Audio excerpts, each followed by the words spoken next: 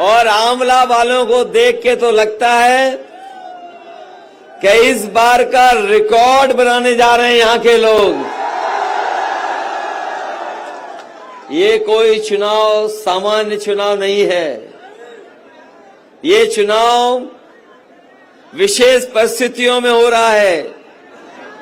और जिस तरह कभी समुद्र मंथन हुआ था, उसी तरीके से ये 2024 का चुनाव संविधान मंथन का चुनाव है। एक तरफ तो वो लोग हैं जो संविधान को हटाना चाहते हैं, संविधान के भक्षक लोग हैं, और यहां जो मैदान में दिखाई दे रहे हैं वो तमाम वो लोग हैं जो संविधान की रक्षा कर करके संविधान को बचाना चाहते हैं। जो लोग नारा दे रहे थे 400 पार, जो लोग बड़ा बड़ा नारा दे रहे थे 400 पार, अब पहले दूसरे चरण के बाद वो नारा भूल गए हैं। जब से जनता ने कहा 400 हार, वो अपना भूल गए नारा। और उनकी भाषा में, उनके भाषणों में बताओ हार का रुझान आ रहा है कि नहीं आ रहा है?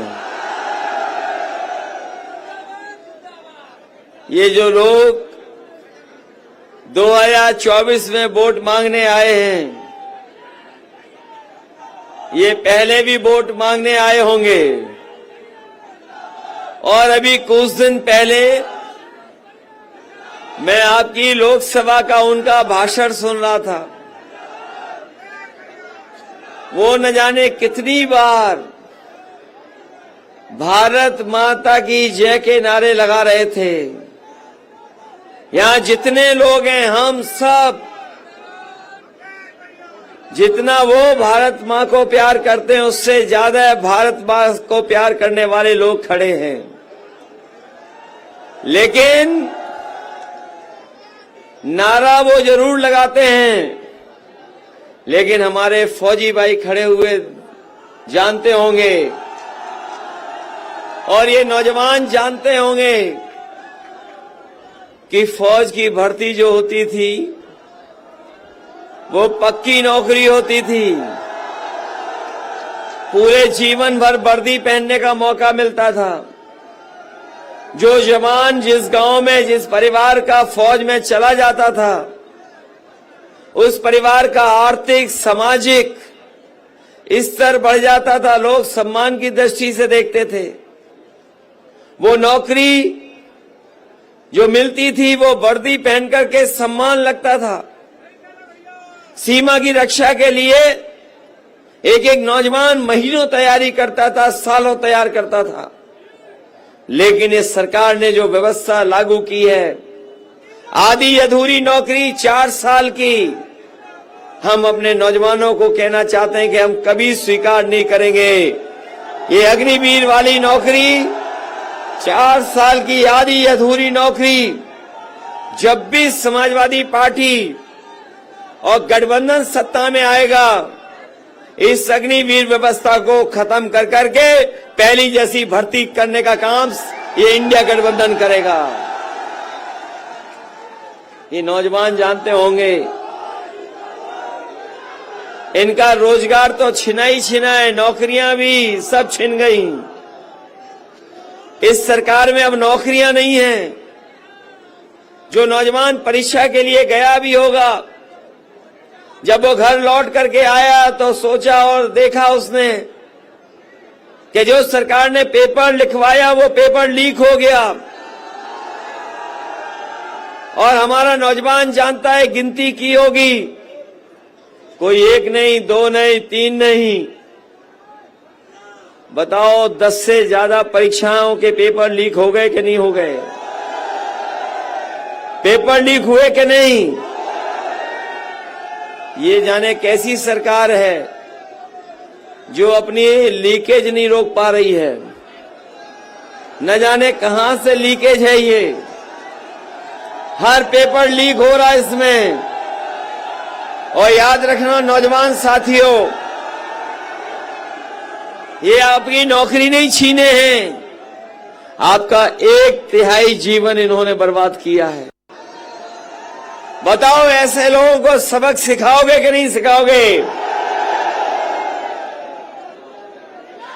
और मैंने तो कई बार वो गणित समझाया है नौजवानों को और सभाओं में जाकर के।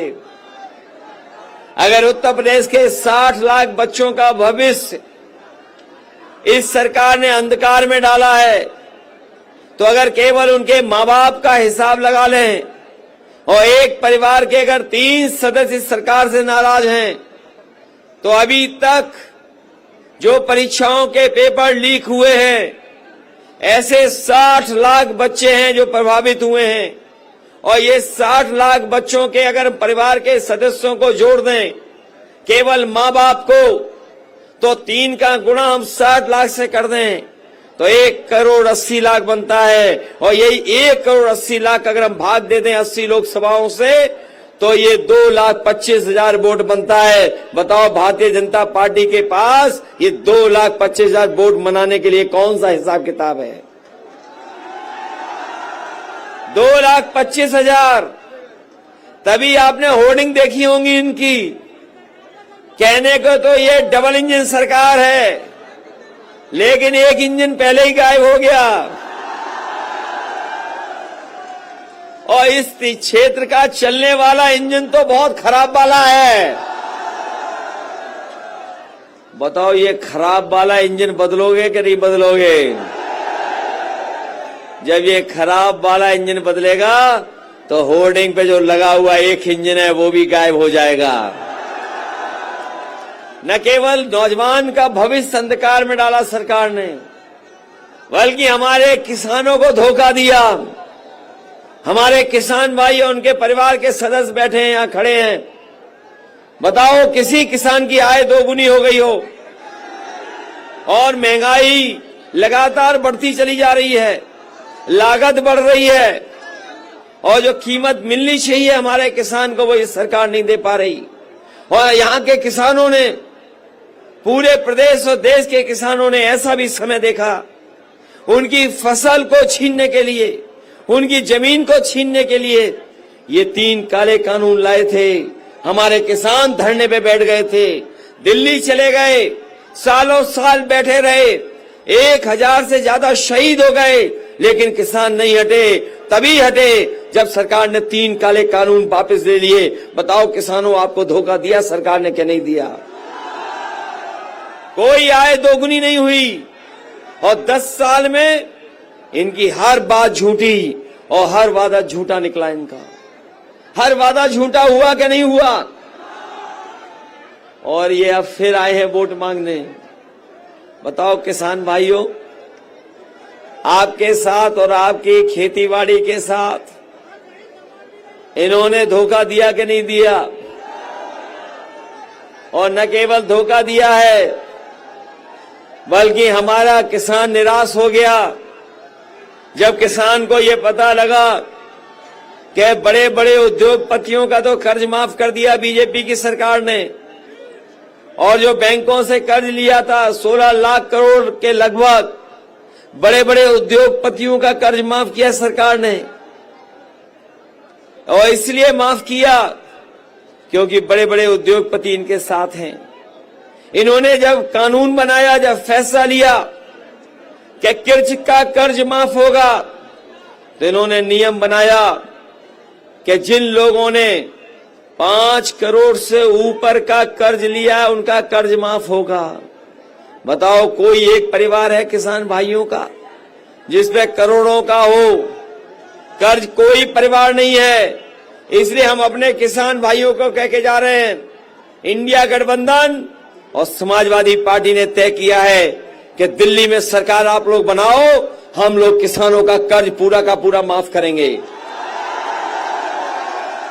जब ये उद्योगपतियों का कर्ज माफ कर सकते हैं, 5 करोड़ से ऊपर वालों का कर्ज माफ कर सकते हैं, तो बताओ हमारे किसानों पे तो केवल 1 लाख 2 लाख का कर्ज है। 3 लाख का होगा, 10 लाख का होगा, 20 लाख का होगा तो क्या हम लोग 20 लाख वालों का नहीं कर सकते क्या? इसलिए किसान भाइयों, आपका कर्ज माफ होगा, ये समाजवादियों ने फैसला लिया है, इंडिया गठबंधन ने फैसला लिया है। और यहां पर गरीब मौजूद है, वो जानते होंगे जब इन्हें वोट चाहिए था तो बताओ राशन में रिफाइंड तेल दे रहे थे, जब इन्हें सरकार बनानी थी तो रिफाइंड दे रहे थे, नमक दे रहे थे, दाल दे रहे थे। अब बताओ राशन में क्या दे रहे हैं? ये बाजरा खिला रहे हैं, बताओ गर्मियों में। ये बीजेपी वालों को पता नहीं क्या समझ में आ रहा है। ये राशन में, इन्होंने तो राशन में भी चोरी कर ली। बताओ, राशन ऐसा ही दे दिया इन्होंने। इसलिए हम अपने गरीब जिन्हें राशन मिल रहा है उनको कह करके जा रहे हैं, जो राशन मिलेगा आने वाली सरकार में वो गुणवत्ता के साथ होगा, वो अच्छा होगा।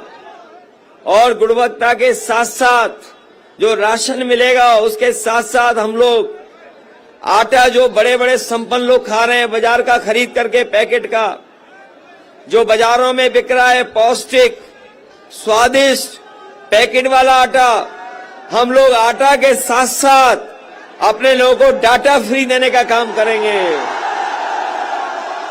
क्योंकि जितना राशन आटा जरूरी है उतना ही बताओ डाटा जरूरी है कि नहीं है। और डाटा इसलिए देंगे, जब पहली बार मोबाइल लिया होगा तो डाटा फ्री रहा होगा। बताओ फ्री था कि नहीं था? और जब आप चलाना सीख गए तो बताओ पैसा वसूलना शुरू हो गया कि नहीं हो गया? और जब कोविड कोरोना आया था, बीमारी में जो संपन्न लोग थे उनके परिवार के बच्चों का किसी का साल नहीं खराब हुआ। वो ऑनलाइन पढ़ाई कर लिए, कंप्यूटर से पढ़ लिए, मोबाइल से पढ़ लिए, उनके बच्चों का साल नहीं गया। लेकिन हमारे गरीब परिवार के बच्चों की पढ़ाई नहीं हो पाई, क्योंकि उसके पास न अच्छा मोबाइल था, न अच्छा कंप्यूटर था, न लैपटॉप था। इसलिए उनके बच्चों का एक एक साल, दो दो साल चला गया। और अभी आपने अखबारों में पढ़ा होगा, अमेरिका के एक बहुत बड़े व्यापारी जो कंप्यूटर के कारोबार करते हैं, कारोबार उनका कंप्यूटर का है, वो दिल्ली में आकर के प्रधानमंत्री से मिले थे। उन्होंने कहा कि भारत में जो टेक्नोलॉजी की वजह से जो लगातार संपन्न लोग टेक्नोलॉजी के साथ आगे बढ़ रहे हैं, जो डिजिटल डिवाइड पैदा हो रहा है, उसकी भरपाई होनी चाहिए। हम आपको कहना चाहते हैं बड़ी खुशी के साथ कि कभी समाजवादियों ने गांव-गांव और अपने पढ़ने लिखने बच्चों को जो 12वां पास करके आगे जा रहे थे, उन्हें लैपटॉप बांट करके उनकी मदद करने का काम किया था। आज उसी तरह का लैपटॉप अमेरिका भी बांट रहा है अपने गरीब बच्चों को। हम लोगों ने लैपटॉप दिया, वो आज भी जहां होगा वो चल रहा होगा। हम लोगों ने इतना बड़ा लैपटॉप दिया, उसकी नकल कर ली बीजेपी ने, तो इतना कर दिया।